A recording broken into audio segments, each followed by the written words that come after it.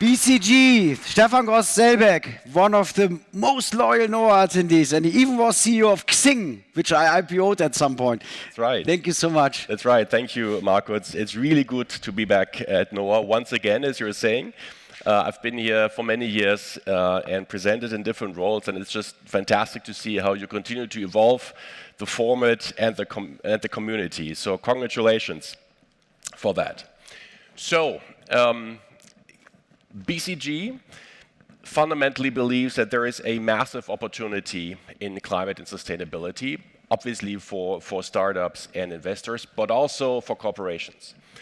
We believe that companies that follow an aggressive climate and sustainability strategy and implement it actually can build a sustainable competitive advantage over their competitors. We see this over and over again. Companies who pursue such strategies have higher growth rates. They find it easier to hire and retain top talent. They're more efficient from a carbon point of view, but also from a cost point of view. They have lower cost of capital, and they typically drive more value to their shareholders. So we do not believe that there's fundamentally a trade-off between an aggressive climate and sustainability strategy, but that actually it can serve as a foundation for a competitive advantage.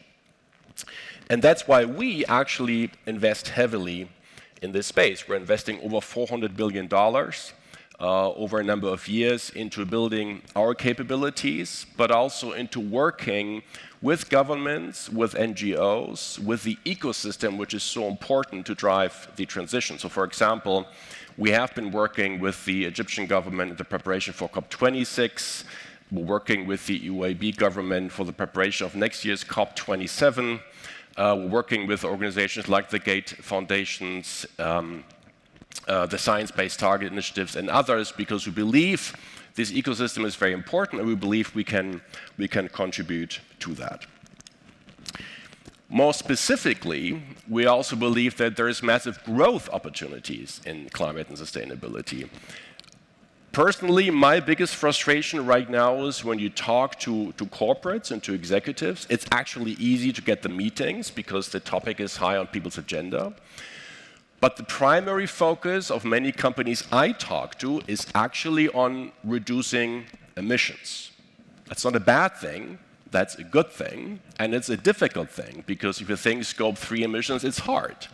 To understand your supply chain, to understand what's happening downstream once you've sold your product or your service.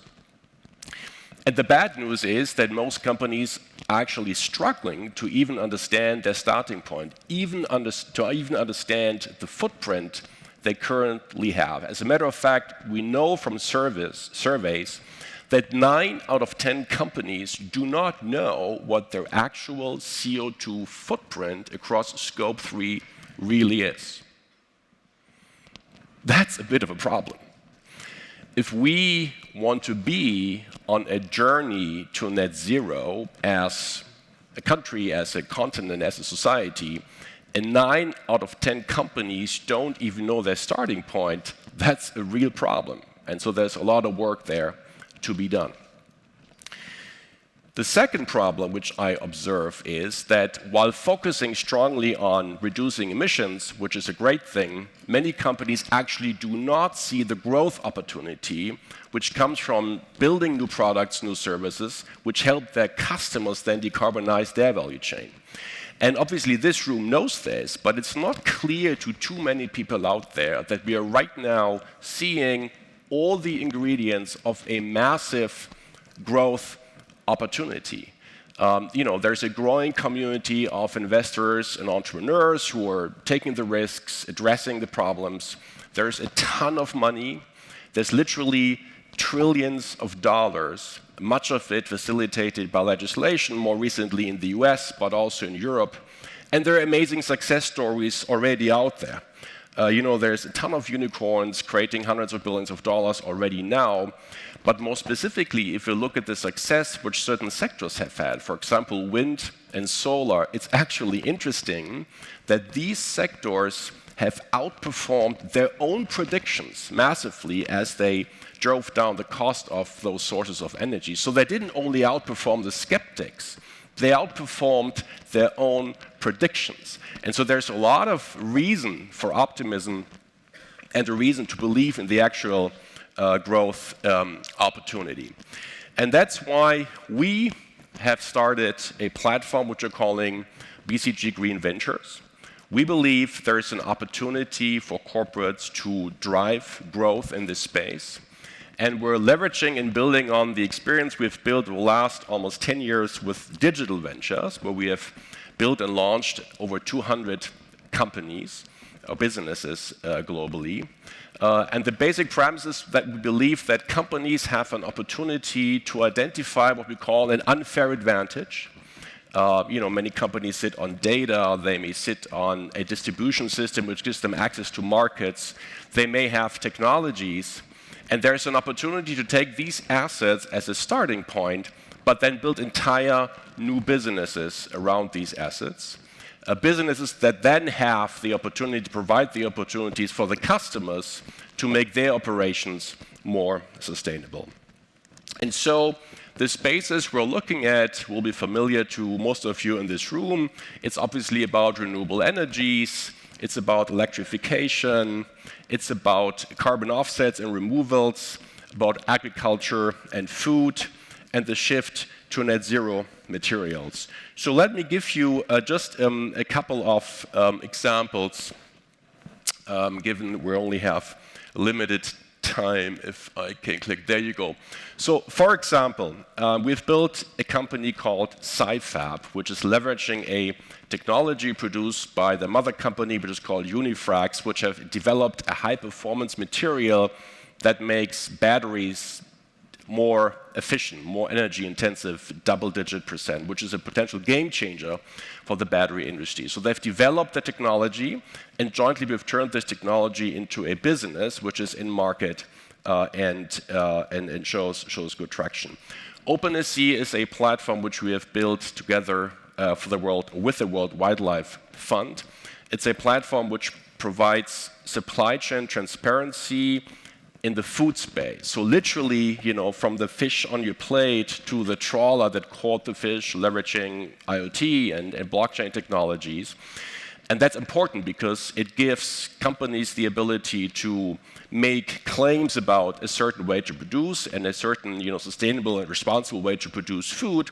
And it gives consumers the opportunity to double check that, and by doing so promote these kinds of products. Utopus Insights is a company that uses data analytics to manage complex energy grids.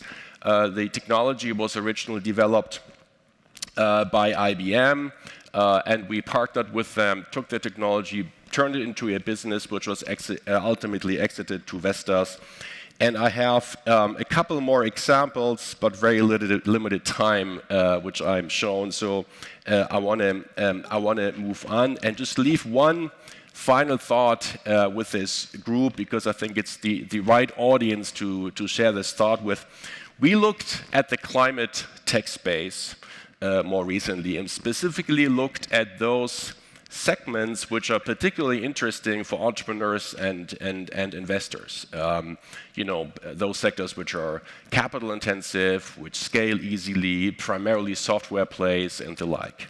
And if you look at those sectors and you sort of compare the strength of those sectors by geography, this is what you find. So what you find is Europe is in a reasonable place, with several hundred startup companies, $6 billion invested at them, and first signals of success, which means in this case 9 unicorns. I believe by now it's even a few more. But then you look at our friends in the US, and very much like 15, 20 years ago in the more broad digital space, there's way more money flowing into companies. There's many more companies being started. And as a result, you put more in, you get more out. There's also more success stories and more unicorns. And then on the China side, numbers are not dissimilar to Europe, but then the dynamic is very, very strong. Now, my concern is that as we, over the last 10, 15 years in Europe, have kind of lost, sort of competitiveness and sort of strength versus other parts of the world in the more broad digital space. My concern is the same may happen in the climate tech space, and this doesn't even take into account the recent changes in the US with the Inflation Reduction Act, which mobilizes, trillions, not trillions, hundreds of billions of dollars of capital to be invested in climate technology. So I think this group, representing much of the European climate tech community, should take this as a motivation to not give up, but actually do more and invest more and excite more people to become of this space, see the opportunity, and invest in growth and sustainability. So with that, on time, Marco, back over to you. Thank you. Thank you so much.